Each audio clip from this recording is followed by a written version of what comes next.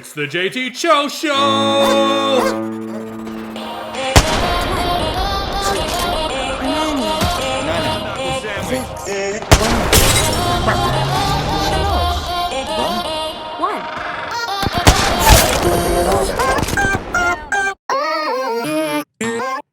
Welcome back to the JT Show. I'm your host JT. Today we're gonna execute episode order 66. If you know what that means. I'm joined live in action by Cut. What up? Cut flew in for the Super Bowl. Just a little quick recap.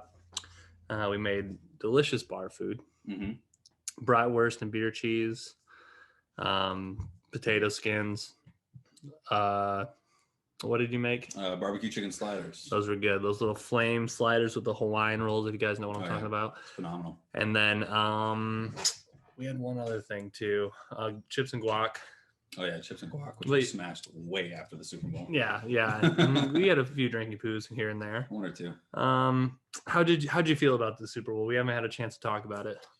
I was pretty stoked. I mean, it definitely hurts a little bit to see Brady play for someone else, but I mean, he had to go somewhere else. I'm glad he's nowhere near the division, and I'm also happy that he won. Like, I'd rather him go somewhere else and win another ring than go somewhere else and play absolutely terrible. I can see that. I'm happy. I mean, kind of like Barstool Presidente said, I'm a little empty inside, but at the same time, I'm stoked that he got another ring. Kind of like I've read a lot of articles saying that it was people's first time not rooting against Brady in the Super Bowl. Yeah, which is strangely odd because why would you hate him right off the rip?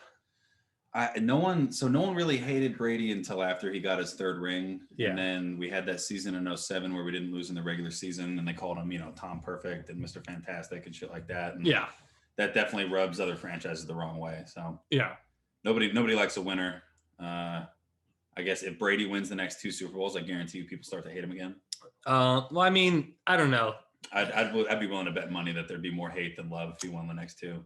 I think there'd be just as much hate for him winning his eighth, but at the same time, I almost kind of want. I mean, like, as much as I want my team to win it, if Tom Brady's in the Super Bowl, my team is it. Just get another one at that point. I mean, incredible career, 7 now. Very impressive. 10 appearances. Yeah, very tipsy. He had came out just a couple days ago. He has to undergo a cleanup for his knee, so he's just been playing with a hurt knee for the last few games of the season, carrying into the playoffs. So Bruce Arian called it minor cleanup. Yeah. So he'll get that taken care of. He's got the best team. He'll probably throw some stem cells in there, Probably might as well. He probably does that every offseason, to be honest. Probably the last 8 years he's been doing some transfusions. And now you're seeing everyone talking about the repeat. Let's do it again. Let's run it back. I mean, he put the rumors out there. They asked him. AP wants to play. Everybody wants to play for Brady now. Everybody. They always did. And I think the most shocking thing that I heard since the Super Bowl, it's exactly one day before. It's 6 days after the Super Bowl. Super Bowl's on Sunday. Today is the 12th of February. So I think the craziest shit I heard was about Tom Brady getting denied to go play for the 49ers. Very interesting. I don't think anything's confirmed yet, but that guy's pretty reputable. So yeah, I mean, it does make sense that they would turn him down. I also wouldn't like to see him play there. That's probably the one spot I wouldn't really want to. I'm not a fan of San Fran. There's a lot of San Francisco fans around me, and before they had their big boom of a season in 2013 or 12 or whenever it was, Harbaugh. They were, before Harbaugh was there, they were just super down on themselves, and I would talk shit about the Niners, and they'd be like, oh, well, it's the Niners, so what do you expect? And then as soon as they got good, they were just in your face, like, oh, I know all of my linemen. What do you know on your team? It's like, no shit, you're paying attention now because you guys just want to ring, or you guys are in the Super Bowl. Yeah. So it's just, they get really annoying really fast. I feel like it's the same way with any Bay Area fan base. Yeah. Like all the teams around there, like if the Raiders were in the Super Bowl, it'd be the same thing. Probably the worst. Raiders fans are pretty good though. Probably the worst fans like that in the last 15 years are probably Seattle Seahawks fans. The Seahawks fans are pretty terrible. I didn't live in the area, so I didn't really see a whole lot of it. But I definitely knew some Seahawks fans that were pretty wild. A lot of them didn't even know who Sean Taylor was. Yeah, or not Sean Taylor, Sean Alexander. Yeah, I mean there were way more bandwagon fans from Seattle than I've seen from any team. I've liked It's pretty Seattle for all wild. these years. Oh, since they won a Super Bowl. Yeah, well, it's kind of hard because they have a super big population up there in Seattle, so it makes sense that a lot of people didn't really give a shit about football until their team got good. Right. So once they started playing well, they just had a lot more fans come out of the woodwork, which makes sense, but it doesn't mean you're a good fan, you know? No, I mean, and I'm sure the bandwagoners were there as well. I mean, like right now, I'm slacking in Tigers knowledge and Red Wings knowledge personally because there's so many moving pieces in and out. There's so many we're trading away prospects. We don't have a team right now. We don't have that window where you have enough veterans on your team to coach the young guys to kind of get into that wheel. Right now, it's mostly young talent with some mid-range older, but really like this Red Wings team is probably 3 years away from making an actual run. And the Tigers, every year they start out great. They'll win 8 of the first 10 games. You're like, is this it? And then we just go right. And we've missed our window. The Tigers had a great window from 06 until 2014. Those were the Verlander years? Verlander, Cabrera in his prime. Prince Fielder came out to play. Gary Sheffield. A couple of big name guys out there. Yeah, we just blew it. But I mean, football. It seems like now more than ever, teams are reloading almost every single season, like more and more. I don't think there's a single team that's just holding players. I think for the most part, everyone's reloading. The good teams. Yeah, all the good teams. I'd say the shitty teams reload every year, but it's like they're not really making any big moves. Yeah.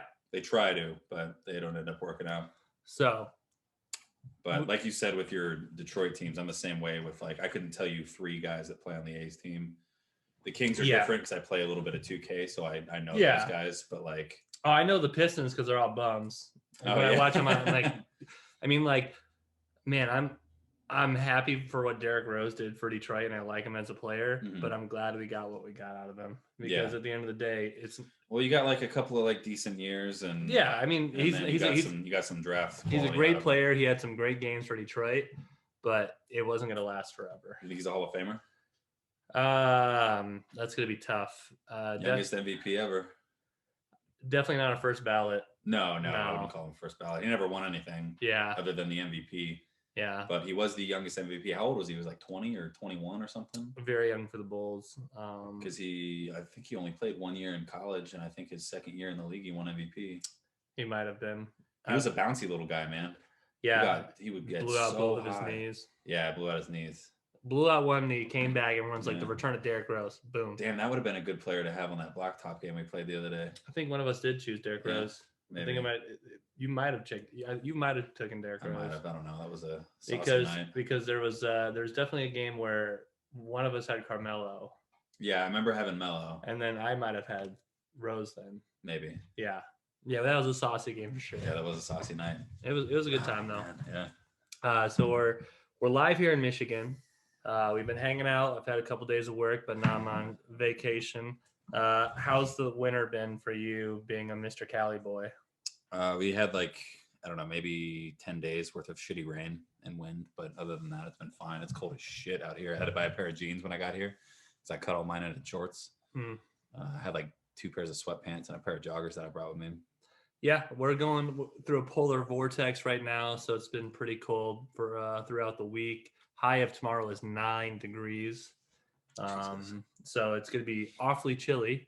But, we're going to have lots of euchre playing tomorrow. Oh, yeah, that'll be fun. Some more 2K, some more basketball. Some more 2K, a little bit of Madden maybe. Yeah. And then, some more podcasts for sure, maybe some twitching. I say we do some Would You Rathers right now. Okay. I got a few of them lined up here. All right. So the first one we kind of talked about it earlier: win the NIT or lose early in the NCAA tournament. As a person who played JV basketball as a junior, yeah, I'd rather just play as many games as I could before my college career is over. Gotcha. So I'd honestly want to go. What if you're a superstar player and you're going to the NBA? Like, you know for a fact it's not going to be the last game of your career. I would rather go to the NIT because Yeah. if you, I mean, that's hard though, because if you're that good, you should be carrying your team no more wins. And then they're going to say you're not good enough to get that first round win in the tourney. So your stock's going to be hurt either way. Do you think it'd be more hurt losing in the first round or winning out the NIT, not getting?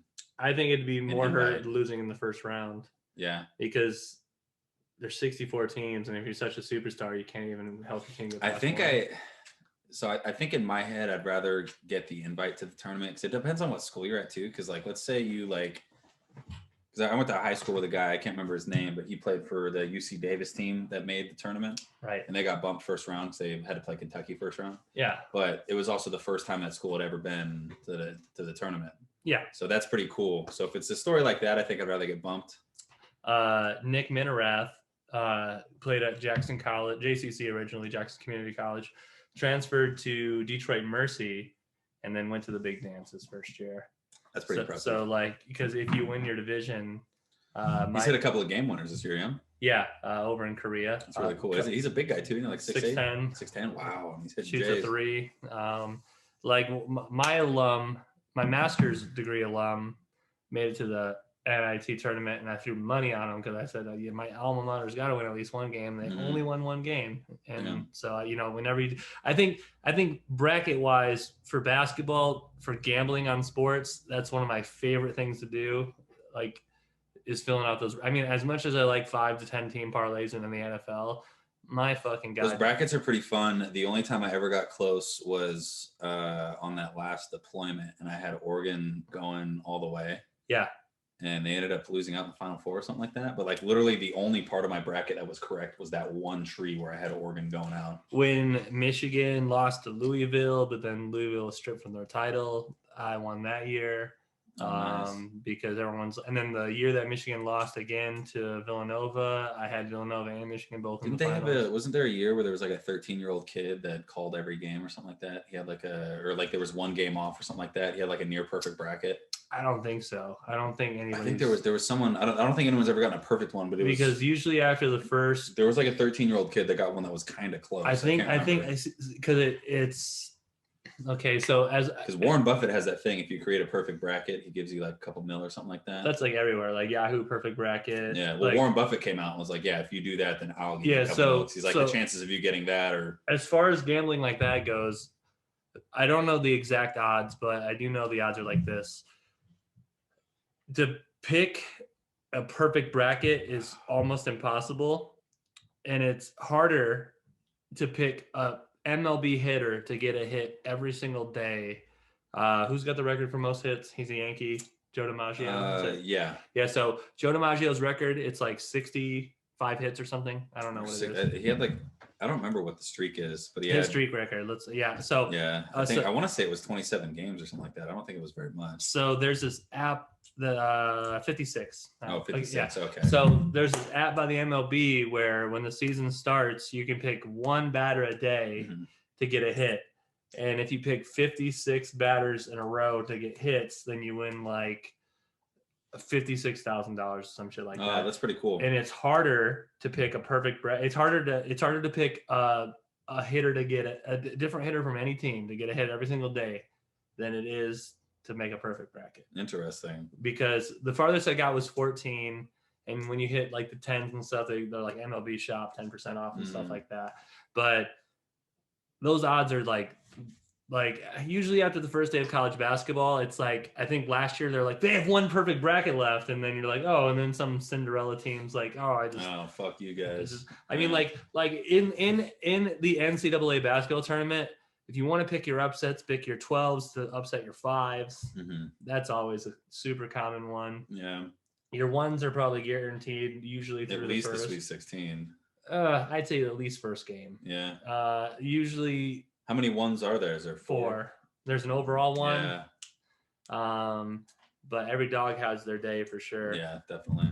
And then so hold on, let's see what this guy says. Walking out of the hospital right now, I got a little bit of a drive, so I'm hustling, dude. Fucking excited. I got to drink a couple. We can always have a cut and. So we can just keep doing a couple would you rather's, and then we'll just do a little intermission, and then we're bringing a special guest. We wanted to start this. have an hour-long podcast because how many times do I got cut live in studio? Not too often. And then, your boy Prather definitely down to come, but he had some personal obligations to go to before. So we'll just hit ourselves with a couple would you rathers. Then we'll take a quick commercial break brought to you by nobody because this isn't sponsored yet. We can do a couple more of these. I know Prather's not a huge NFL guy, so I'll save the ones that aren't NFL for him. That's smart. So we can run through a couple more of these and take a little, 20-minute break, and then however long it takes. Okay, so we'll do 2 or 3 more of these. So let's see. This one's a pretty good one. It's the Patriots one. So would you rather your team lose the Super Bowl on an interception on the goal line or on a missed field goal? And we'll say it's like a 30-yard field goal, like it's a makeable field goal. Ah, man. Both of them suck. Like, there's no good answer here. I'd rather lose on an interception. Really? Because to lose by 2 or less points, that's heartbreaking. Yeah. And then, your kicker's just your quarterback, at least it can't be a bad interception. It's got to be contested.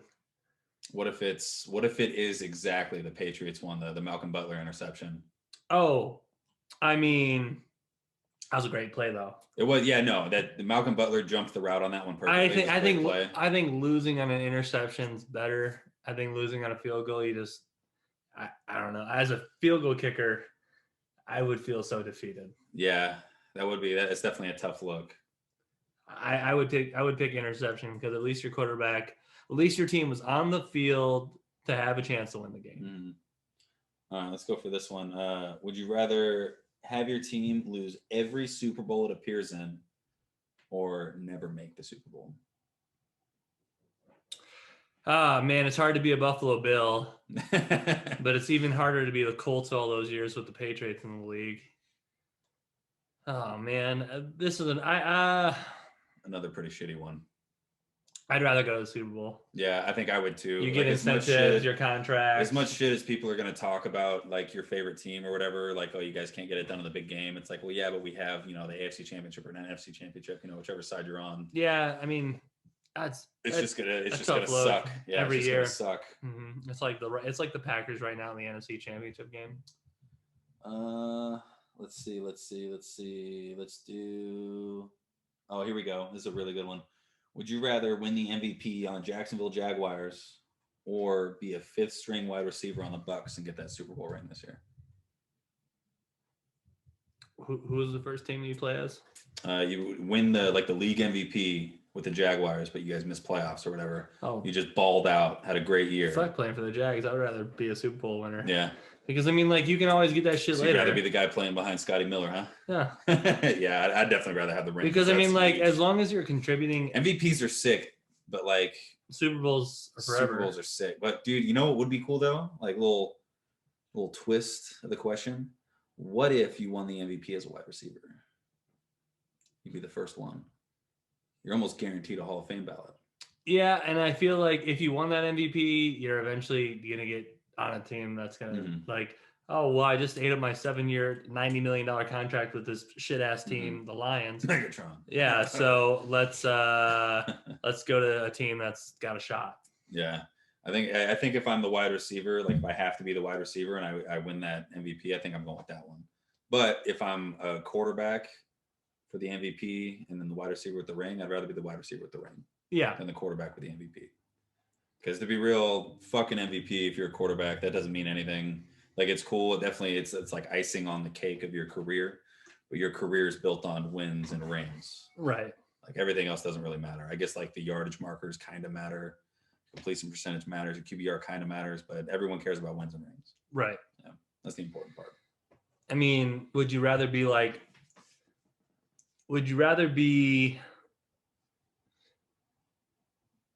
rather be a super stud wide receiver in the regular season and not catch a single touchdown pass in the Super Bowl, or would you rather be like Antonio Brown, who kind of got some passes here and there and then came in clutch at the right moment in the Super Bowl? Do I get a ring either way? Yeah.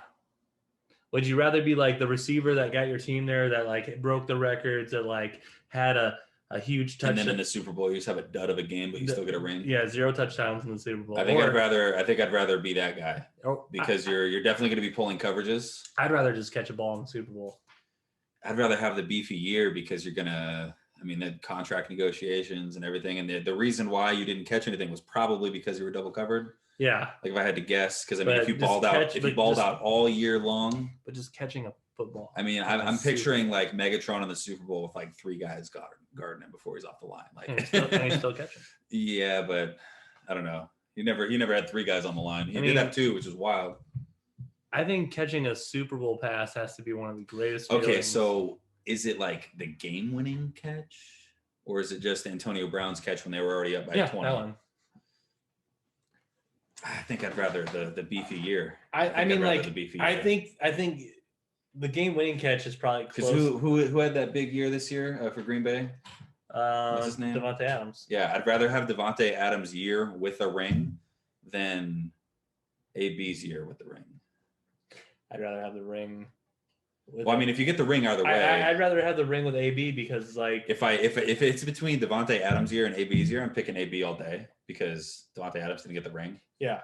But if Davante Adams gets the ring and doesn't get anything done in the Super Bowl, I think I'd rather have that. I'd rather have the beefy year. I think catching a go-ahead touchdown pass. I think scoring a touchdown for the go-ahead points in every time, especially. I mean, the game winner's got to be close to an orgasm.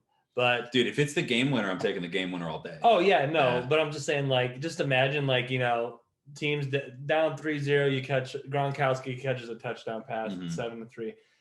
Dude, that spike has to be like him spiking the ball has to be like one of the greatest feelings ever. They see him after the game. They had the cameras come up on him, and he was like 2 tutties, and Brady's like 2 fucking tutties. Yeah, and he's like, man, I was saving them all for the bowl. He goes, yeah, you were, and they were like, this is what we do. Yeah, it's ridiculous. It's got to be a great feeling. It's good. So if it's between if I got 2 touchdowns, so if I had Gronk's game, I'm taking Gronk's game all day.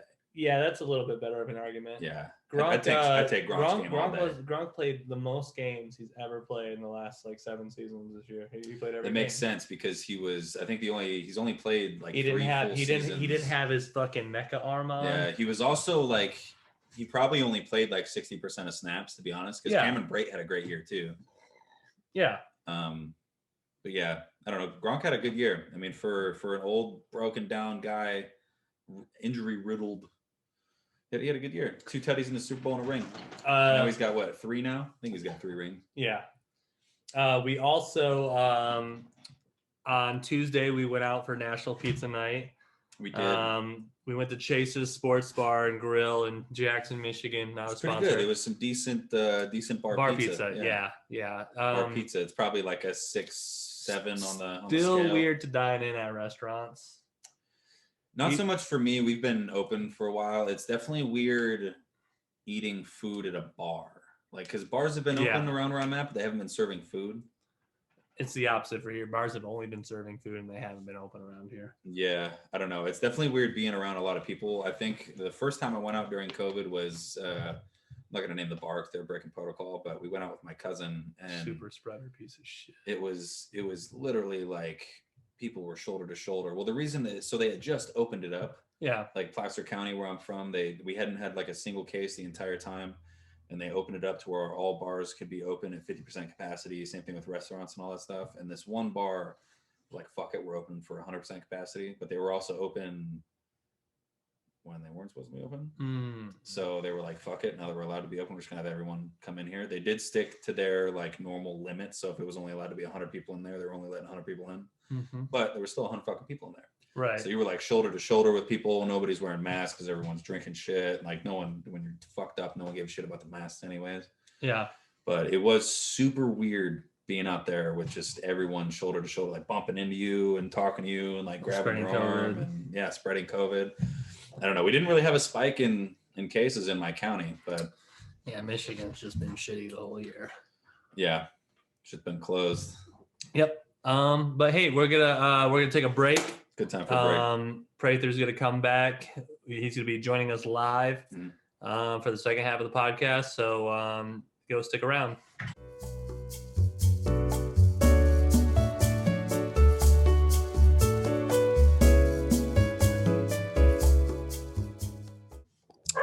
All right, we're back after our quick commercial break of no commercials because we're not sponsored. That was cheers, boys. Right there, a lot's happened, man, since the last time you've been on the podcast. How have you been? Dude, I've been surviving by the skin of my teeth. What you been doing? Playing video games. That's pretty much Yep. it. Yeah, man. Trying not to be like that, but it's harder every day. Oh yeah. But Yeah. So got into a little bit of songwriting. okay. Trying to make a hit there. Yeah, we tend to get really drunk and then try to come up with good lyrics, and it doesn't go well. But Oh no. one time, all it takes is one, right? That's it. Is that your normal songwriting process? Pretty much. Get fucked up and think. I think that's how most of After them, we at talk least the about it, country we're good. singers. Yeah, dude. That's how it goes, man. Look at Yeah. Morgan Wallen. Yeah, he's doing great. Do you Yeah. what do you try to write about? I don't know, man. It's really easy to write about like past experiences and stuff. So I don't know. Some of the stuff, man. I still got to get it's really rough. So we're working on getting it. I got a buddy. He's low key a producer. He'll never tell you if he is, but he is. He's damn nice. good. And it was that dude I sent that video to you, cut. Oh yeah, that shit, it was pretty good. I fuck with it. It had a Weird. little Pink Floyd vibe to it. Yeah, like a country Pink Floyd vibe. It was kind of nice. Bluegrass, Pink Floyd. Yeah. Yeah. Good stuff, dude. But yeah, so we've been doing that, and then I don't know, man. Just whatever we come up with. If we're like, I don't know, it depends on the mood, Mm-hmm. So, Right. Yeah, bro. How long do you usually like write and do all that jazz, like how long do you usually spend at a session, like spend at a session, like writing all that shit? So this new song that we wrote, it took. I was pissed off one day, right? Just coming back from work. I was out of town traveling Kentucky, and just fucking heated about some shit. And I wrote this whole chorus in about 5 minutes. Hell yeah. And then from there, we got back, and I was like, "Hey man, I got this. I got this chord progression." And they were like, "Okay." And then next thing I know, we put like a verse together, and then next thing I know, like less than an hour later, we had a song. So it was pretty cool, man. Like to watch Nice. it all come together like that. So you're enjoying the process? Oh, dude, if I could quit my job and do this for the rest of my life, I'd be completely content with that. I'm sure. Same. Coming from my low budget studio right now. Yeah, dude. Oh, Sick peep shit, the dude. merch. Peep the merch. We're gonna have mugs on episode 100 releasing. So Oh, nice. releasing I like some coffee mugs. We're on episode 66 right now. Joined now by Prather and Cut. Episode 75, I'm gonna move to Twitch and do it live. I've never done a live show before. So I'm pretty much gonna pick like a Friday night, a time where everyone can hang out. And then just do it live on Twitch. Maybe bring in special guests. But It'll be a fun one. I've got to figure out how to do that all before I'm able to. I don't know how to do any of that yet. Like bring in people that I'm calling so I can talk to them as well. But that's one of my things too for this podcast. But Prather's been sticking around since day one, so I always appreciate that. We have prepared some would you rathers. Mm-hmm. We went through a couple of them, but they're mainly like NFL ones. I know you're not a huge NFL guy, so figured we'd knock those out while you were gone. No worries. We got this one here. That was a baseball one. Who would you rather have playing for your team late Game 7 in the World Series? A knuckleballer that's a closer that's been on a hot streak, or your starting pitcher that throws a 104 plus fastball? 104 plus all day. 104 plus, even if the knuckleballer's on a hot streak, hasn't let up a hit in a minute. You know who was on a hot streak? What was that? 2004, and it was Boston Yankees ALCS, or maybe it was wild card. But Aaron Boone took Tim Wakefield deep. Oh yeah. You remember that? I'd rather throw the heaters. I think, especially if the starter's been pitching all game, I guess it would depend on how wild he's getting with his pitches. What if it's an inconsistent guy? Like, what if it's not always a fucking strike? Like, he just throws heat and it might not always be there. Throw the heat. I mean, Aroldis Chapman. I wouldn't call him super consistent, but he is like probably one of the greatest closers in baseball right now. So Oh, right now, yeah, definitely. Did I'm going Heat. before we go to our next one, did you see Wendy's roast day yesterday at all, Prather? Did you know about this? Okay, man, you'll like this one. Wendy's has a day of the year where they'll roast people online, like, hashtag roast me. And the Wendy's fast food chain is very savage on Twitter, very savage of a fast food chain. So their original tweet was, time for everybody's favorite made-up special holiday. It's National Roast Day. Like right now, drop a roast me below and feel the burn. So the Tampa Bay Rays said, go ahead, Wendy. Absolutely roast us. Keep it spicy like your nugs. And Wendy's replies, we're surprised that you didn't pull your social media manager in the middle of writing that great tweet. Snell replied, yo, with a little emojis. So very funny from knowing you as a Braves fan. That hurts me so bad. It's one of the worst I things. love like it off the back. It's one of the worst things that I've seen. That was, dude, I was so mad watching that game. I was coming home from work. I was driving like 100, and I was watching the game on my phone. And I remember, like, I was like, "Are you fucking?" First of all, those are two unsafe things. Don't ever do that. But unless you're a trained combat veteran, like. But no, dude, like, I'm just like, what the fuck are y'all doing? Kevin Cash, this better be like your third mound visit. Like, what the fuck are you doing here, guy? So here's a would you rather for polling people like that, for decisions made. It's not really would you rather, but what do you think's the worst mistake? Pulling Snell in that inning, or not letting Aaron Rodgers throw it on fourth down in the NFC Championship game against the Bucs? I don't know if you watched the game, Prather. The NFC Championship game, it was 4th and goal for the Packers, and they kicked a field goal, which still required them to score a touchdown to win the game. I think I remember that. Well, they were down 2 scores regardless. They were down by 8 points at that point. Was it 8? I was under the impression that they were down by 2 scores and the field goal wouldn't have done anything. No, they would have had to score a touchdown and go for 2 to tie it. Oh, interesting. So they weren't confident, apparently, in scoring the 2. So they went with 3 to get the stop, to get the ball back, to score to win. So I know he's doubting me here. I gotta look it up. But I watched the game. I mean, I also watched the game. Yeah. But I remember how we lost. So being a Rays fan, I mean, you're a Packers fan. You'd say it's going to be, mine's going to be the Rays. Yours is going to be the Packers all day. You know what I mean? Yeah. Because there's a whole bullpen. Let's talk about it. There's a whole freaking bullpen. But I think Blake Snell, being on the hot streak that he was on right there. Let's look at final score. I'm not going to look at final score. Because we lost by 5. It was 5. You were right. Had to doubt it. He was like, I can't wait to prove Had him to wrong. doubt it. I just had to know for myself. It had nothing to do with proving you wrong. Right. All right. What do we got next, Kat? Let's see. Oh, here we go.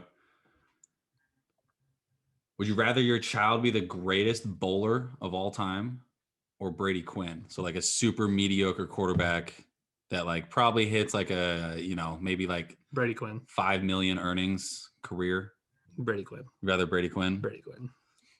Dude, I don't know, man. Best at your craft. I think I'd rather the greatest bowler of all time. I mean, he's going to go down in history on something. He's probably going to be on ESPN a few times. I mean, how many times Brady Quinn on ESPN? Yeah, but you're probably going to other than like his like career. You're probably going to make more without sponsorships. You're going to make more in a career being a Brady Quinn playing football. Really? Yeah, bowlers get paid like $40,000 a year. I mean, yeah, but you have to take into account like all the sponsors and stuff. Because I mean, Brady Quinn would have gotten sponsors if he was any good. Yeah. Let's see what Brady Quinn's net worth is. They do hold down ESPN 2 hard. He's an announcer now, so I mean he's got additional income. So he's worth $10 million, and that's on top of his announcing career. Yeah. Wow. Let's see what the top bowlers are worth. This is what top bowler net worth. Yeah. It's got to be the guy who said, "Who do you think you are? I am." Top bowler in the world. I don't know who that guy is. Trent Bolt. Boult. Say what? There's a ginger afro bowler. Actually, there's also he's only worth $3 million. Dang, Brady Quinn, dude. And I Next still one, think I'd please. rather him be like the top of his craft. I don't know. I mean, like, it's bowling. Yeah. I mean, like bowling's. I look. I enjoy it is bowling. bowling. I tried to pick like the weakest one ever. I was looking at other ones, and it was like, oh, would you rather your kid be like the best dart player of all time, or like the best curler? I think curling. I'd probably pick curling if that was it. 'Cause We it's like had an Olympic thing. A great dad run for the United States. Oh yeah, the Mario Bros. The old dad bods for the win, Yeah, bro. they're pretty nasty. All right, so this one: would you rather get nosebleed seats in like like championship game, like Super Bowl or World Series Game 7 or something like that, or the best seats possible, but you're not allowed to use the bathroom, eat, or drink anything during the game? Best possible seats. Best possible seats. Yeah, Gotta be sober the same whole time. game. There's a point where I want to remember every single moment. I don't want to be buzzed for any of it. You gotta be sober. You can't eat anything. Like if it's a World Series game, that motherfucker's probably gonna last like 7-8 hours. Yeah, 3.5, 4 hours easy. I'd rather have the best seats. Man, I think I'd take I think nosebleeds because then I could tailgate beforehand, have a great time, and then I'd be able to use the bathroom whenever the fuck I wanted. I think I'm taking nosebleeds so I can tailgate. Tailgating at the Super Bowl and then getting into the Super Bowl, that'd be pretty sick. I'd rather remember all of it than be buzzed. I mean, I'm still gonna remember it. I mean, you tell me if you went to the Super Bowl, you wouldn't drink. Are you telling me you could contain yourself to cut yourself off when you start feeling good, and then you're inside and they're $8? And then you're not gonna pee the whole time. No, I'll get you wouldn't. I'll just piss on I mean, yeah, if you just went in But dehydrated. We'll pregame. And If I am not allowed to use the bathroom the whole time, I'm not tailgating. Like I'll tailgate. and Yeah, I'll no, eat some food, you'd have to but, be like, either I'm not sober the gonna- whole game, or you yeah. could tailgate and use the bathroom. And everything. I'd rather have a beer during the game. I'd rather have the best seats. What about you, Prather? I think pregame with best seats and catch a sex offender charge because I pissed on the fucking floor. It'd be like that. Just wear black pants and piss them. Oh man.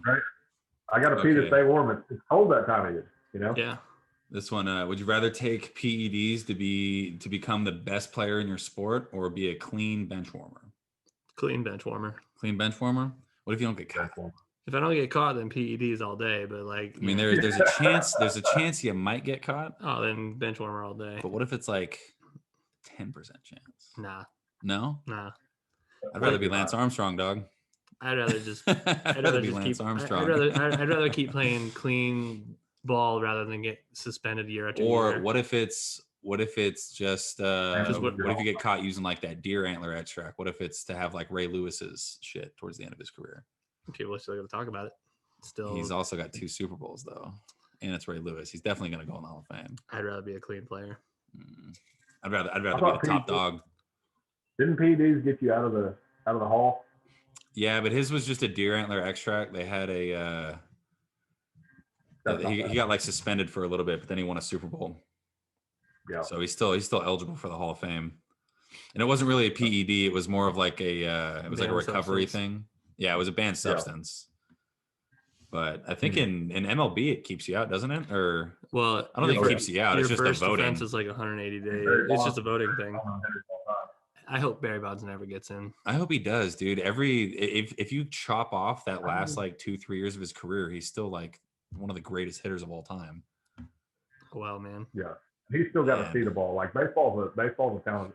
Yeah, he's got the muscles. It's you know not what I like mean? But, there's no way you take a bunch of steroids and all of a sudden you're Barry Bonds, Like he was already like one of the greatest hitters of all time and getting walked. Look, if they let everybody juice, if they weren't concerned about players' health and they're like, yeah, juice all you want, I'm still enjoying that game I mean, because they're going to be devil's hitting- advocate though, everyone was juicing in the 90s. They was. There was only like a handful of people that got caught. right. the home run rate between A-Rod. Sosa, or Yeah, A-Rod got caught. Jose Canseco got caught. Sosa Roger got Clement, caught. Roger Clemente got caught. Yeah. Mark McGuire. McGuire got caught. Sammy Sosa was corking. He was also on PEDs. He was one of the ones too, but he didn't get like working God. shit pissed me off. who's? Like I got a poster of Sammy Sosa and Mark McGuire. Everybody's got this poster, you know what I mean? And it's like they're like hugging, and it's during the home run chase that year where they were both like, I mean, it was like game by game, who's going to get the Yeah, they were in the towards end. 50s trading back and forth. Well, it was Mark McGuire was ahead by like a mile, and then Sosa had 1 month where he was going off hitting like 2-3 a game, and he caught him. He might have hit 17 that month. Yeah, he had a huge month and ended up catching him, and then they were just neck and neck the whole time. They even had that home run derby. It was one of the nastiest home run derbies of all time because they were just back and forth. Yeah. Yep. That was definitely a fun one to watch. All right, let's So see with this that, one. what do you think of the new home run derby play style? Like with the clock instead of the out. I'd rather be outs, to be honest. The clock's just kind of, I don't know. I'd rather be outs. I mean, it definitely needs to be like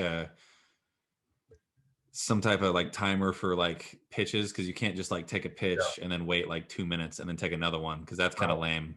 So maybe there should be like a pitch counter, but you just run outs, and then if you take too long to get your next pitch, then that counts as an out or something. Right. Yeah. Or 3 pitches and it's an out or something like that. Yeah. Yeah, something like that. Oh, great. Yeah. Judge freaking went off on that. Do you need to take some time away? No. Okay. That's Dude. funny. Old Cut Man's looking clean with the old beard trim back, man. Oh, thanks, dude. Yeah, I had to cut this thing down. I had it for a year, and I cut it off, and I was like, man, my face didn't get near as fat as I thought it was gonna be. Yeah. Dude, it looks like you lost probably a good 60 pounds. Oh man, it was a heavy beard. It was a heavy beard. Yeah. All that like old cheese in it and stuff, man. It was a long boy. I had to kick out the woodpecker that was living in there. It's crazy. He was an endangered animal, so I had to evict him, dude. Come get your boy. This one's a funny one. Would you let your daughter be a ring girl for ringside tickets to the biggest boxing event of all time? My daughter's an independent woman. She can do whatever she wants. No, but it's up to you. It shouldn't be up to me. No, that's the question, though. It is. Oh, well, she's her own woman, so I refuse to answer. Wow, what a bitch. I'm letting her be a fucking ring girl. I'm going to that game. I'm sitting right next to fucking P. Diddy and Jay-Z and Mark Cuban. If she wants to do it, she's doing it, and I'll reap the benefits. Yep. It's up to you. I'm with Taylor on that one. Yeah, I mean, if it's her choice, if she says, Dad, I want to be a ring girl, and if you let me be a ring girl, I'm gonna be like, look, it's always been your choice, but I will take those tickets. I will reap the benefits from that. I'm saying yeah. So your answer is yes then, because it's would you let her? So if she wants to do it, then yeah. She wouldn't need my permission. I can't hold her back. Okay, well your answer is yes then. It's not a feminist question, bitch. It's just a yes or no. She's a grown lady. I'm sorry, I can't so get your answer is canceled. yes. I don't even have sponsors yet. Your answer is yes. Yes, with stipulations. Yes, you would let your daughter be a ring girl if she wanted to. Completely her choice. Your answer is yes. I wouldn't tell her no. His answer is yes. He's on the docket is yes. I would never tell her no. Let me tell you, my wife would shut that down. She'd be like, oh yeah. Would you let your wife do it? Fuck no. No. No. You would start the biggest brawl in the Prather household. Oh, dude. What if it's like something crazy? What if it's like Mike Tyson versus fucking Mayweather? I'd murder a motherfucker, dude. Oh man, that's hilarious. That's my wife. Dude, that's I don't know, man. I don't have any kids, so like hit me back in like 5 years and we'll talk. Well, I mean, I don't have any kids either, but I'm telling you right now, like, yeah. I don't have any legitimate children. Like, yeah, I would totally let her do it. Like, you can totally do that. Especially if I'm getting ringside tickets. Like, fuck yeah. I'd let her do it regardless, because it's got to be a decent paying job. Right. Let's see this one. Would you rather take a pitch to the stomach from Chapman or a power shot from Mike Tyson? A pitch. Or a punch? Just to the stomach, right? No bones? Just right in the stomach. Could hit you in the chest. I don't know how accurate is Chapman. Dude, you just got to stand there and take the pitch. Well, all right. You gotta. I'll say you gotta wear a face mask for it. I think. Face mask for it and a cup, and you stand at parade rest. You just let him pitch at you. Yeah, I think so. Zach Galifianakis, I've seen him take a punch from Tyson. I would probably take the punch from Tyson and just shit blood the rest of my life and be good with that. I think I'll take the punch from Tyson too. I don't think that pitch that could rupture some shit, bro. That dude throws like 102. He could hit you in the heart and fucking kill you. Like, yeah, man. I'd rather take the pitch. Man, that's a big one, man. I think I'm taking the punch on that one. I think Mike Tyson can just murder you though. He could hit you so hard. That's how Houdini died. I mean, I watched Houdini died to a punch to the stomach.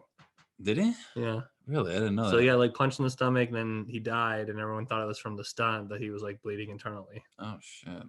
I'm pretty sure. Well, I mean, it's not like a bare knuckle punch, I guess. I mean, we can make it a bare knuckle punch just to make it kind of fair, because the ball's not padded. Oh, so man, I'm still taking the punch though. Basic ass catcher's equipment on my sternum. No catcher's equipment at all. You get a face mask and a cup. Ooh. You got to stand there at parade rest. Even if you get hit in the balls with 104-mile-an-hour fastball, it's gonna fucking blow you up. You know that, right? Like, Yeah. All right, you got to wear those. You got to wear those hockey pants too. You get a lot of padding down there. Look, you're standing. You guarantee it's not going to hit you anything below the waist and anything above the neck. You're standing behind plywood down to your neck. Man, that fucker might go through the plywood though. That boy throws fast. Not through a 2x4. Nah, not through a 2x4. So you're standing behind the 2x4 built from your neck and then covering right above your balls. So there's no way your balls or neck could get hit by this pitch. I'm taking the pitch. I'm still taking the punch. I think I'm taking the punch. Yeah, I'm a punch guy. He's gonna be. That'd be a fun bar story though. Be like, yeah, I took a punch from Mike Tyson. It'd definitely be a better story for sure than taking your pitch. I mean, the pitch is still a good story, but side by side, like, man, I came up through the semi-pros with Roldis Chapman, and he actually just ended my career. You know, I was took a out punch, there. took a hit right to the stomach. Yeah, he just threw a pitch, and it just. Man, you know how big that bruise would be, bro? Square in the tummy. It would start right here. Yeah, and just spread. And by the time you probably got be the size of a watermelon. Yeah, purple, dude. Jeez, and man, it'd definitely be a bigger bruise for the ball than the punch. I'd say it'd be a deeper bruise. Yeah, I think it'd spread more though, just because it's more. Yeah, I don't know, man. I think I'm sticking with the punch. So a pitcher when I was in high school, he threw probably low 80s, right? That's pretty beefy for high school. Yeah, he had gas, man, no lie, but he threw it like a two-seam hard, and it cut like a sumbitch, and he fucking threw this thing, dude, and it hit this motherfucker square in the daggum cheek, cracked his cheek, his nose, his fucking eye socket, like broke everything, and his shit was swelled up, dude, like you couldn't even see his eye. And this dude sat in the fucking dugout the rest of the game, and he came out to shake hands. I was like, "Oh my god!" Damn, I bet that fucker was puffy as shit. That's crazy. Dude, it was.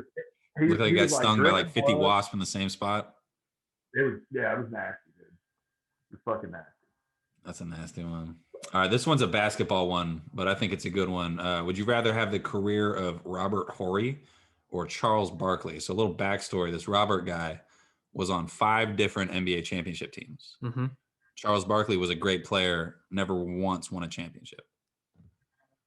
5 rings. I think I'm taking the rings too. Taking 5 rings. You're 5. You can say I was a really good player, or I'm a 5-time champion. I mean, I don't think Robert Horry is a Hall of Famer though. But at the same time, Charles is definitely a Hall of Famer. For me, so I guess for me, if it's significantly less, I'd say if it was 2, I would rather have Barkley's career. But it's 5. It's 5 rings. Steve Kerr has 7 rings. He does. And he's not a Hall of Fame player, though. No. Well, yeah. I mean, I don't think he's a Hall of Fame player. I mean, he came off the bench the majority of his career. But he was a significant contributor to that. Those last 3. Yeah, and then he played really well. I think he'll make it in the Hall of Fame as a coach. I don't think he'll be in as a player. Because I mean, his eligibility's already been up. I don't even think he's been in the conversation for it. Yeah, I would have to especially if a guy like Robert Horry isn't in the Hall of Fame and he's got 5. I mean, he was like he had a very mediocre 16-year career. I looked up a little bit of shit on him, but I think if it's between making the Hall of Fame and having 5 rings, I almost want to lean towards the Hall of Fame. I think that's where I'm gonna. I'd rather have 5 rings. In my initial look at it, I wanted to say the rings, but I think if it's between the 5 rings or the Hall of Fame, I think I'm taking the Hall of Fame. Bury me in those 5 rings. Yeah. You bury me in my gold jacket. 5 rings. You're like, cut off one of my hands, so I'll get buried like this. One hand up with my ring. Oh man. I'll get another. Okay, thanks. All right, let's see. What else do we got here? Okay. Would you rather watch your most hated rival team win 5 straight championships or lose to them every time you play them? Well, as a Michigan fan, that's a reality. I mean, it's kind of both right now with LSU, you know. Man, there's no good option Not there. 5 straight, but I'm 5 straight. I'd rather lose. I mean, like, how many years though? Every time for the rest of your life? We'll just say No, we'll dude, double it. We'll say for 10 years. Oh well, that's Michigan, so I'd rather just do Michigan when we're fucking sucking right now. So yeah, I'd rather keep losing to them we lose. Fuck Ohio State. I'd rather not have them get an NCAA championship. I appreciate your commitment on that, but I'm gonna have to go with beat LSU every fucking year, and they can have all the national titles. Gotcha. Yeah. It's maybe not all the national titles, but like maybe we'll take one for the team. 5 in a row. You'd rather see LSU win 5 titles in a row? Dude, that's tough. I do want to beat LSU every year though. If I could beat LSU and Bama, I'd have masturbation material. That's what Taylor told me last time we did this. I think I asked him, I was like, would you rather watch Ohio, or what was it? It was, would you rather go, oh, that's what it was. Would you rather win every other game of the year but lose to Ohio? Or would you rather lose every other game of the year but always beat Ohio State? I think you said always beat Ohio State. Always beat Ohio State. Yeah. Always. That's a beefy one. I think I'd rather win all the other games. You don't have but I'm not like super into college. Then you don't have a good rivalry. Yeah, but you're always winning. But you're always beating Ohio State. If you could guarantee me 10 years of a row of my life that Michigan's going to beat Ohio State, but you lose every other game. That's fine. Wow. We beat Ohio State. They've been on top. What if it's between that or like 10 straight Natty championships? I'd rather beat Ohio State. Really? Mm-hmm. Wow. I haven't seen. That's a tough take. Michigan's been slacking since. Michigan. That's a tough Michigan's take. been. We've gotten 2 or 3 wins total over the last like 15 years. Man, I think I'm taking 10 straight on that one. Yeah. Who the last quarterback y'all had that beat them? Was that Chad Henne? Who was it? It was no. Chad Henning actually stayed for all 4 years with Mike Hart, and they didn't get a single win. I think it was Denard Robinson was the last quarterback to beat Ohio State. 14? Or I think, man, dude, I want to say, man, I should know this. Here, I'm gonna Google it. Last Michigan. That's a sad stat, though. You know, like to beat Ohio State. You look at that, you want to cry. That's the last game. 2011. Denard Robinson. Wow, that was 11, man. 10 years ago. I know, dude. 10 years ago. Dude, that was the last time you guys beat them? Yeah. It's been rough, Jesus. dude. It's been we've been in 3 separate we've had 3 coaches since Lloyd Carr retired. Man, Michigan football's got to pick up their shit. And Jim Harbaugh's been on the hot seat. I blame Don Brown. I blame Don Brown 100%. Don Brown was a man who could never adjust. He would say, oh, well, the man-to-man coverage didn't work for the first half. We'll just try it harder and just do it better. Just do it better instead of adjusting to a 2 drop back zone or a dime or something. But no, just keep fucking getting lit up with the fucking man defense and let them do the same thing they did the first half. I'll tell you how Ohio State's beat Michigan the last 3 years. They've taken one play that Michigan's blown up on. One of them was an option, a QB option with a Zeke. They just ran the ball down our throat that year. The next year we were playing Indiana. One of the next years we were playing. Earl and I went to the game. It was Indiana versus Michigan, and Indiana ran this tight end or a receiver crossing the linebacker, and they were getting 15 yards a pop in this play. And I said right there, I said, that's the play that's going to kill us. And Ohio State said, well, Michigan can't defend this play. They're not going to drop down to a nickel. They're not going to get rid of a linebacker and drop another defensive back in there. We're going to keep fucking shoving it right in that area. And they just find the plays to win. And they like, who cares if it's wash, rinse, repeat? You're still beating Michigan, and it fucking sucks every year. Yeah, defense has to be more versatile. If you want to get somebody on a massive freaking rant, you talk about the one play against their rivals that fucked them up and lost them the game, and you will take it someday. I mean, there's no excuses. I mean, like I'm not gonna be like our other friends. Like, let's say Hank is his name. Oh yeah. I'm not gonna be like Hank and make up like 15 different things we could have did to win the national championship. I'm gonna be brutally honest. Michigan fucking sucks. We haven't beat Ohio State since 2011, since Denard Robinson, and he was on the motherfucking cover on the last NCAA football game. So you know that shit was a long goddamn time ago. That's crazy. It was, but it's tough to be less of a time ago. Fuck Arkansas. You excited for that? It is coming, my lad. All right, what we got? College football is back, boys. I'm excited. So this one's it's a movie. So would you rather watch a based on a true story film where your most hated rival is the hero, or watch one where it glorifies your team's most heartbreaking loss ever? My team. Yeah. I would never go to the movies to watch a movie about Ohio State.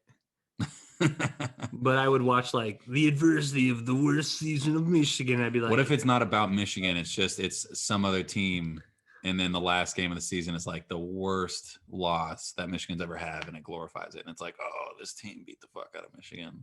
I mean, like it's just the ending. The whole movie's not about it. It's just the final chapter of it. You're essentially reading me the plot of Friday Night Lights. Oh yeah. They had a great game, and then they lose to a controversial call, and then they lose the final championship game, and it's a heartbreaker at the end, and it kind of glorifies that last game with Billy Bob Joe Thornton and old boy with the southern accent who says, you know what DK stands for, and he's like Donkey Kong, and he's like Drift King. That guy, he was the quarterback. Oh man, great movie. Yeah, that was a good movie. All right, I think this is the last one I got. Oh no, I got two more. This one's, would you rather watch your favorite player get arrested and jailed for 4 years or watch him move over to your rival and win 2 championships? Rival. Yeah? Rival. So you see Denard Robinson go over and win 2 for Ohio State? If we're talking about college, I'd rather that motherfucker go to jail. Okay? But Brett Favre, I got a Brett Favre Vikings jersey. So I totally, rooted. Oh man! If it's pros, I'll let him go. What if Brett Favre goes to the Cowboys and wins 2 for him? I will never root for him. That's the Cowboys are the one team. What if that's it? Either watch Brett Favre go to jail or win 2 for the Cowboys. I'm not buying a jersey, and I'm not thanking him for his service. But you'd rather him win 2 for the Cowboys? No, you'd rather Favre go to jail? Yes. Wow. To me, I just hate I hope the Cowboys never win for the rest of my lifetime. If Michigan, if that's the trade-off where Michigan can't win because the Cowboys can't win, well, at least the Cowboys can't win. Jeez. Fuck the Cowboys. So Darren McFadden, he was actually like, he's from a wrong part of town, if you will. And a rough one. The whole reason he probably didn't win the Heisman was because he broke his foot in a bar fight. Right before I think it was his sophomore year, or maybe it was his freshman. He was a beast in college, though. I definitely remember watching his highlight reel. Yeah. He got robbed 2 years in a row as runner-up, man. I mean, so yeah, he's like, give me the 4 years. I don't want to see you go to LSU and win championships, man. No. You're not transferring. You're gonna do your time here in the state penitentiary, and we'll still love you forever. And then we'll hope you have a great pro career. Right. But if he's a pro, unless he's going to the Cowboys. No, he's going as your most hated rival. I mean, that's not the Packers' rival. That's just the team I hate the most. Well, it will be. I'll say this right now. I would rather buy an Aaron Rodgers Bears jersey than an Aaron Rodgers Cowboys jersey. It'd have to be the Cowboys. I fucking hate the Cowboys. Team you hate the most. I hate the Cowboys because they were always on TV, and Joe Buck was always an awesome in this game. So I just put the worst with the worst together. I'm sure as fuck not watching Tom Brady win 2 championships with the goddamn Giants. So that motherfucker's going to jail. Yeah. He might, dude. There's potential. He would deserve it. What the heck happened with him and Matthew, dude? What happened? Anybody heard that audience? He said that Matthew said that he was like, oh yeah, he said something to me that I'm not going to repeat. And then like Brady. So as far as I'm like, from my point of view, he tweeted that right after the game. I don't know if Brady texted him before that or after that, but Brady texted him and apologized after the game for getting hot. But Brady was also mic'd up. So if he did say anything fucking wild, everyone would know about it by now. So I don't think it's what everyone thinks it is. So I don't think it was racially charged at all. Michael Irving, was that who? There was an interview with somebody who works for that company who recorded NFL films, and he watched it. And one of the early, and this was a Twitter trend. This was a Twitter feed that Tom Brady was a racist and he said the N-word. It was definitely people were just jumping to him saying the N-word. And he came on. He was like, he did not. I don't want this to be the memo. I don't want this to be a thing. He definitely didn't say. He in the heat of the moment, they were probably just talking some bad shit. It was drawing back and forth. I mean, it's the Super Bowl, and he's getting beat. Of course, I'm gonna score 2 more fucking touchdowns over you. Yeah, something like that's that. probably what it was. It looked like that's what he mouthed. It looks like he said, "I'm gonna go at you," Because I mean, when players get hot, they either play really well or terrible. There's not really an in between. Yeah. Like you don't just play okay when you're hot. Like you either fuck shit up or you're going the fuck off. I would rather them just clear the air though. Yeah, I would. They're gonna eventually release that. Yeah. It's eventually gonna get released. There's no rush on it though. Y'all remember playing? Well, I think it was either maintenance or LRS. And anyways, we were playing them like squadron softball. You know, like I mean, this is not the NFL. This is not anything professional at all. Yeah. But anyway, I remember. Damn it. I was running the bases and like I slid hard into this dude to break up a double play, and he was playing short. And he was like, "What the fuck are you doing, man?" And I was like, "Don't make me fucking come over there, you little bitch," or something like that. You know, and it was like, he was like, "That's fucking third to you," and I was like, "The fuck it is!" Like, you know, it just escalated like that instantly. And then 2 seconds later, they got the third out, and the inning swapped, and he was like, "Hey, man, my bad," and I was like, "That's good, dude. I just want to win the game." You know, like it's like the pass of the moment. You know what I mean? Like that was one of the cool things about like military sports is like there was no rank on a field or a court or a diamond or anything like that. Some people quoted from Duckett, "There ain't no rank on the field, bitch." Yeah. Duckett was my favorite with that shit. He said that to a major. Yeah, that shit was hilarious. Yeah. I love that. And he's like, "Who's that?" And we're like, "Some dependent upon him as his husband." Fucking hilarious. We had one. It was the old Dagger Chief. Fucking Dick Ole was. He was playing intramural softball. I just got back from the deployment like maybe a week before that, and was like over there. And I go over there, and somebody's like, "Hey man," like I was like, "Hey dude, I forgot my glove at the house. You know, like anybody got a spare?" And he's like, "Oh hell yeah, I got one over here." And I was like, "Thanks, bro."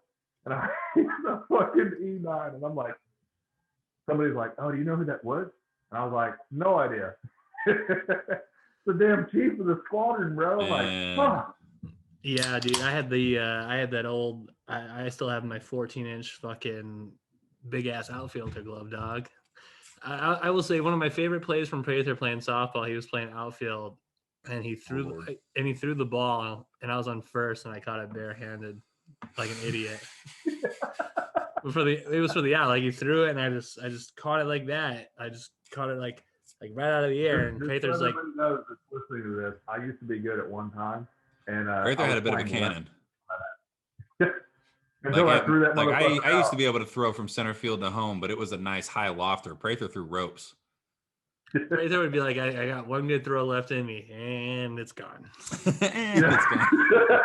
It'd be like first inning. I got like 3 more. Second inning, I'm fucked. I'm out, boys. And then you'd be like, all right, I'm gonna try to hit this home run. Oh shit. Oh, thanks a lot, Chris. Oh man. God damn it. All right, let's get this last one done real quick. This one's kind of a big one. NBA question. So you're starting a new NBA franchise. Would you rather start it with a prime Jordan, but you only get him for 2 seasons, a prime LeBron for 5, or a rookie Shaq for 8? Rookie Shaq. If you want to win championships, prime Jordan, because if it's prime Jordan, he's 6 for 6. Okay, so it's prime Jordan, but like he's like new to the league. Like no one, well, he's not new, but like no one really fucks with him. So these are like the caveats for it. So it's you only get Jordan. Okay, so you don't get like a dream team built around him. No. So you have whatever team you start with. Like let's say it's like the Kings right now. Let's say that's what it is. Like your roster, you just have like a very just under mediocre roster. Yeah, but if it's a new NBA franchise, you take one player from each team, plus you get your prime Jordan. So this is what it was. So it was like you get it's like a sub mediocre team. So it's like let's just say it's a 500 team. Yeah, plus Jordan. But or it's LeBron for 5 years, but LeBron does what LeBron does, and he can bring in his homies. Yeah, but I mean, like, look at hockey with their newest franchise. Well, this was the would you rather question. It was the that. Those were the rules of it. So like Jordan can't bring any homies in. But you can make trades, I guess. If you're starting a new NBA franchise, you pick one player from each team. Technically, you have to stay with. Let's just say you're taking over the Kings franchise. Oh, so you're taking over a franchise and you get one of these. But then I'm going Shaq. You're gonna go Shaq for 8 years. Shaq for 8 years. I think I'm going prime LeBron for 5 because he's gonna bring in dudes that are pretty nasty. Like if you're talking about building a new organization, look what the Golden Knights did for Las Vegas. They made it to the finals. That's not how it worked when the Jags came into the NFL though. I don't know how it would work in the NBA because when the Jags came in, they just had to take players that weren't rostered. In the NBA, in the NHL, you pick one player from each team. You Yeah. have to stay within the salary cap, Yeah. and then like there's You couldn't pick motherfuckers like Sidney Crosby though. That wasn't a thing, right? Weren't there safe players? I think out there's of that? safe players. Yeah. I don't know exactly the rules. So you're but- probably building a like just above mediocre team regardless. But if you could build a new one, I'm building every player that's gonna highlight 2-year Michael Jordan. Yeah. If you're taking over an organization, I'd rather have a rookie Shaquille. So it's it was you're starting like you're taking over a franchise. It wasn't like you're putting a new team in. okay. It was like you're taking I'd over rather one. just have Shaq. Just Shaq. I think I'm going Jordan there. So you get him for 5 years. He's bringing his homies with him. That was the one thing they said with Jordan, can't bring anyone with him. LeBron can get his homies to be with him, and then a rookie Shaq you can build around him, and he's eventually going to get to that 8-year Shaq where he was just nasty. Going Shaq. Jersey sales. LeBron got them too. They all got the jersey Look sales. Look at the Pelicans though. I mean, like look at what they're doing with Zion Williamson right now. Like they're slowly getting the pieces. They got a lot of guards that can assist him. Yeah, and I think LeBron gives you the best percentage for winning the most championships.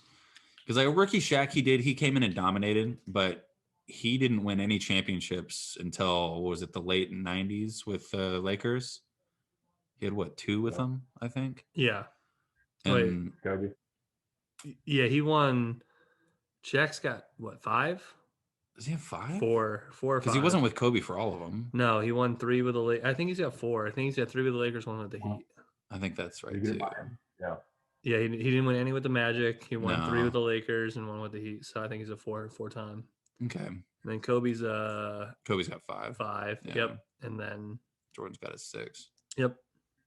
But I think if you get LeBron for 5 years in his prime, like it's not a 36-year-old LeBron, it's like a 32-year-old LeBron or a 28-year-old. I mean that LeBron. first. I mean LeBron as a rookie took his team really far, but Yeah, he didn't have anything around him though. yeah, Yeah, I mean it was also they had the first overall pick and they made the playoffs, so like it's pretty impressive how far he took that team. yeah. Took him all the way And to then the finals LeBron and went lost. to Miami and then won 2 out of 3 or whatever for the 3 years he was there. Yeah, but he had Dwayne Wade and Chris Bosh. Yeah, I mean, Right. he was brought there, yeah. And then when he went back to Cleveland, he got to build like his own roster kind of. That's where the NBA gets a little fishy. Yeah. Because they gave Cleveland that year the number 1 overall pick, so they Mhm. got Kyrie, Mhm. and then you got LeBron James returning back, so you know you're getting LeBron James Mhm. coming back to Cleveland. They had a and pretty you're- deep bench too, So that's where because it they had gets- some decent starters before he got there, and they just kind of all got like brought back a little bit. Yeah, I don't know. Shaq's not a bad bet. I think the only one I wouldn't do is Jordan, just because you only get him for 2 years. but he's that 6 would for be- 6. He is 6 for 6. His but skill like, set 6 for 6. I think he you're- always I had think- I he think always you're- had some marquee players with him though for him. Like I, I- know that's like a shit knock against him because he. I think that second year, you see that first year with Michael though. If he doesn't win, you're like, look, I got one more motherfucking year with this guy. You got to ball out. And You got to ball out and get above and everybody. beyond. So you're 'Cause, I probably mean, gonna go with LeBron. The best you do is 2 of 5. I think he got a better bet with it because I don't think Look at him, LeBron's he's ever 4 of spent. 10. Yeah, but I don't 2 think of he's ever 5. spent 5 years with a single team building around him. The Cavs. Was he there for 5 years? No, I'm not including his rookie years either.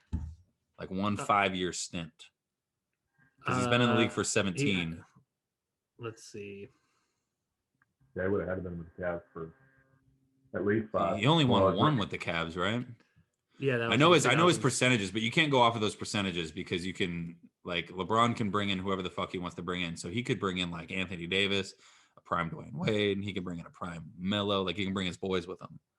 Yeah, but Right. I mean, he brings his boys with him, and he's still. I think you 4 have for a 10. I think you have a better all chance. your boys with LeBron, and he's still only 4 for 10.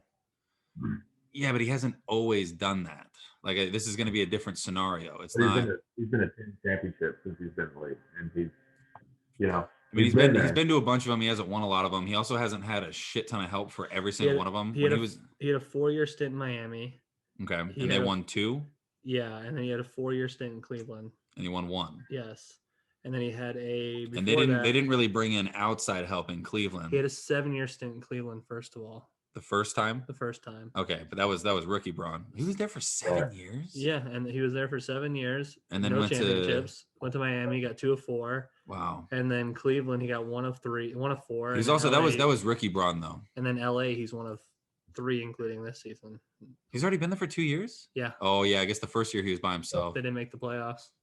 Yeah, he was also by himself, though. That was kind of a trash team. He was playing with Lonzo and shit. Rest my case.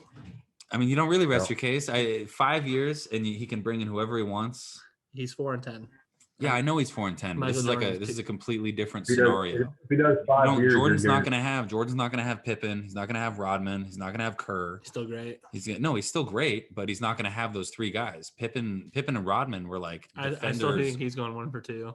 I'd rather go 1 for 2 and then rebuild and have LeBron and just. I'd rather go 2 for 5 than 1 for 2.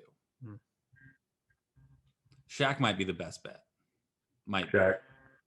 He might be. Shaq Shaq that just LeBron, progresses. Dude, LeBron's just, man, like when he flops. I mean, some daggum Karen in the daggum fans. Oh yeah, I saw that.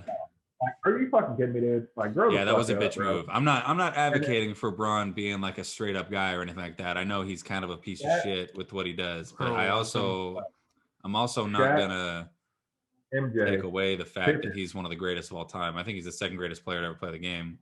Probably the most skilled player to ever play the game, like as far as like all his attributes go. Right. He had the height, he had I don't know, he's got everything. Jordan was in a weird point. I mean, Jordan, what, he was a scoring leader and he was on the defensive all team one of those years? Yeah. Or 2 years, something like that. That's probably the only knock Jordan has over LeBron right now, other than the rings. Like the rings is a big thing.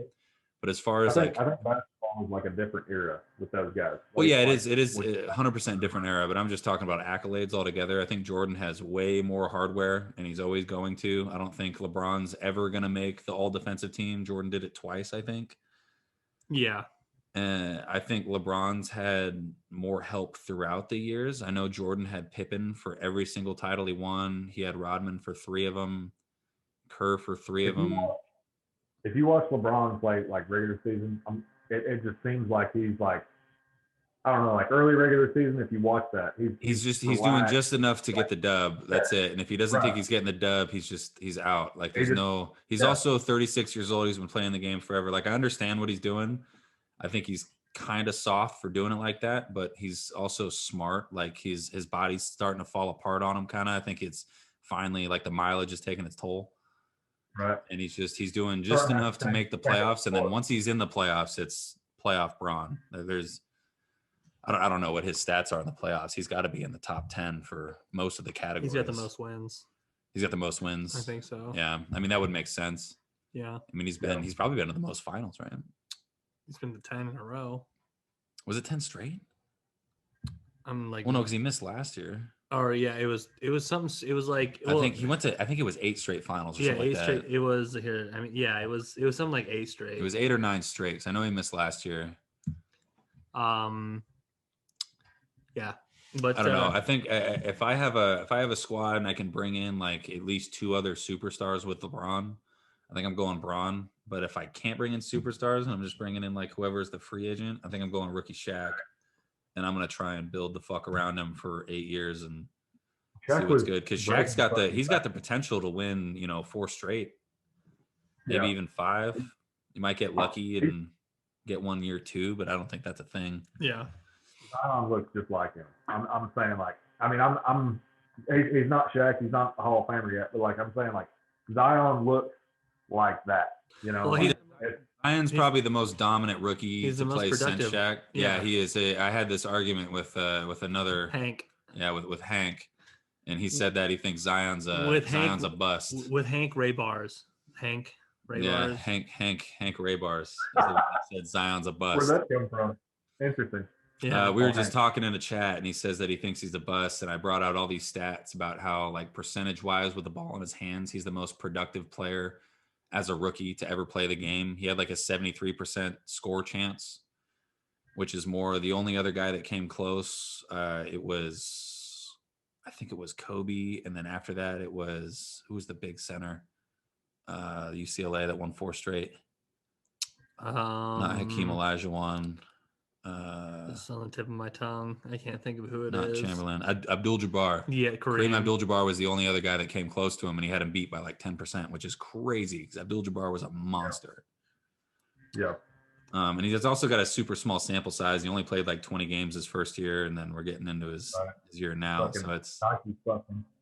I think he's going to be a superstar in the league. I think once Braun's gone, it's going to be like him and Giannis, and however much longer Steph's got, and those are going to be like the top 3 marquee guys. I think Giannis is going to be. I think Kyrie's fallen off. This might be a hard take, but I think Kyrie's fallen off. I don't think he can. I get it, man. He just plays when he wants now. Like he's not doing, like his mental state is super weird, and like I like him as a player. I love him as a player. He balls the fuck out, but I think Giannis is a better Charles Barkley in his career. He never wins. Yeah, I can see that mainly because of this new contract that he signed, because he's there for another 7 years at a minimum, and he doesn't bring in guys like Braun does. Nobody wants to play in Milwaukee.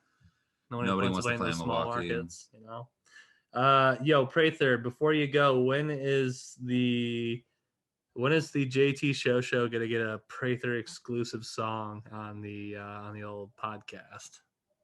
Oh, dude. He's looking at his guitar right now. I mean, if you want to pre-record it, if you want to save it to our 75th episode, you got to do a pre-record, man.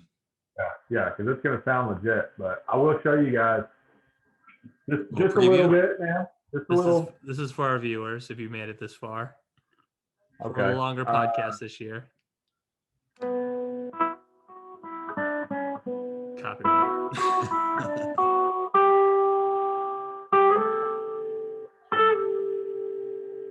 That's just a little preview. Look at this motherfucker. It's nice. It's nice. I got a little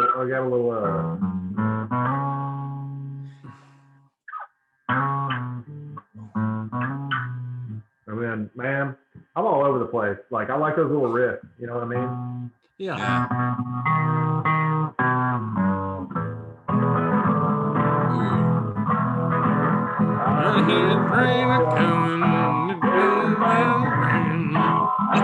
We can sing this without getting our shit taken off. Those covers all over right? I hope this hits the phone usage act. It's fancy. You're getting way better at playing the guitar, man. Yeah, man. Bro, I appreciate that.